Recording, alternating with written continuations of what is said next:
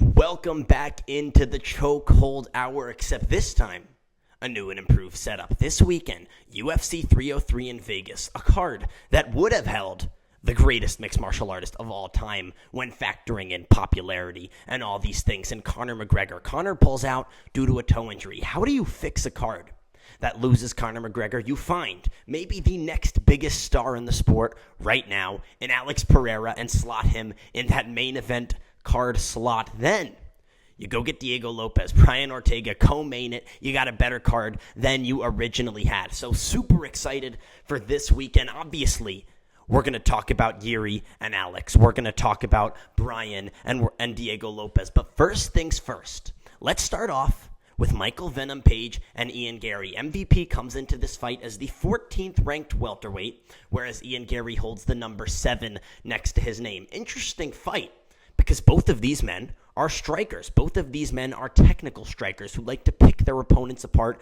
break down their opponents mentally in the build-up to the fight, talk you know what, and say things that personally attack that opponent. And then in the octagon is where they do their dance. Now, who will prevail in this battle of strikers? First, let's just break down both guys. MVP is a feint artist. His fight style is rooted in rhythmic movement and feints. Like I said, MVP tries to get you to bite. He tries to get you to be reactionary. And then from there, he downloads your movements, computes what you do, and uses what you do against you. Once you bite his feint, he counters, your night is done. I mean, Kevin Holland was just, he was in deep waters against MVP, really had no business, it seemed, being in the cage with him. MVP was levels ahead on the feet. So, yeah, MVP is an incredible striker. He's incredible at setting traps. He's incredible at getting you to do what he wants you to do and dictating the pace of the striking. But Ian Garry might just be his kryptonite. Ian Garry is an elite striker in the sense that he stays within himself and his own abilities. Doesn't actually do too much moving or dancing in the octagon, just sets up his shots. Look at that fight with D-Rod. He set up that body kick over and over and over again until he could go upstairs. D-Rod lowered his guard because he was worried about the body kick.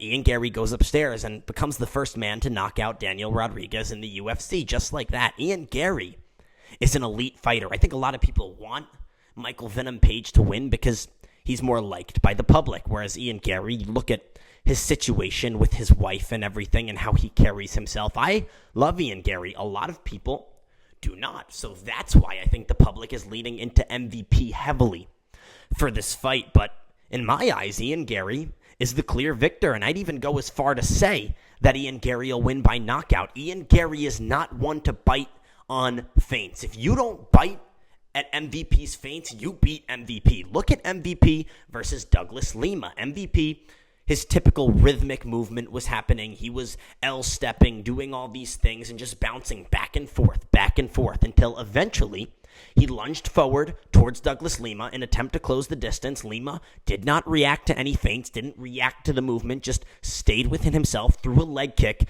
knocked MVP down, and then when MVP was defenseless, Lima found the uppercut and put MVP to sleep. Hence, Douglas Lima won that fight. Why? He didn't bite on the feints. He didn't fall victim to MVP's movement. And Ian Garry's striking is high level enough to the point. I mean, let's just define high level. He dominated Neil Magny. That fight wasn't even close. Jeff Neal, a man who almost put Shavkat to sleep. Shavkat is arguably the scariest contender in the sport right now. He didn't touch Ian Garry. Ian Garry doesn't get hit because he fights his style no matter what. And MVP is going to get frustrated when Ian Garry does not bite on those feints. Ian Garry will beat MVP, and I'd go as far to say I would lean to Ian Garry winning this fight by knockout. I'm not a betting man, but Ian Garry sits at plus 460, I believe it is, to win this fight by knockout. That means you put $10 on Ian Garry to win by KO, you turn a profit of 46. That's not too bad. That's not too bad at all. Those are great odds for such a great striker's odds to win by KO to be so high. I understand the hesitancy to put money on Ian Garry to win by KO. I mean, he just hasn't opened up really in his last 2 fights, but I think that's his issue. He's so good, he fights so cautiously and doesn't open up. I think MVP will actually be an easier fight for him than his last two opponents, because MVP striking will play right into the hands and cards of Ian Garry. Ian Garry will not bite on the feints. He will stick to his game plan. That's the most important thing you can do when fighting MVP. And when Ian Garry sticks to his game plan, when he doesn't bite on those feints, MVP will get frustrated. He will do something silly just like he did against Douglas Lima, and Ian Garry will find that finishing shot. So if I were a betting man, I'm taking Ian Garry to win this one by knockout.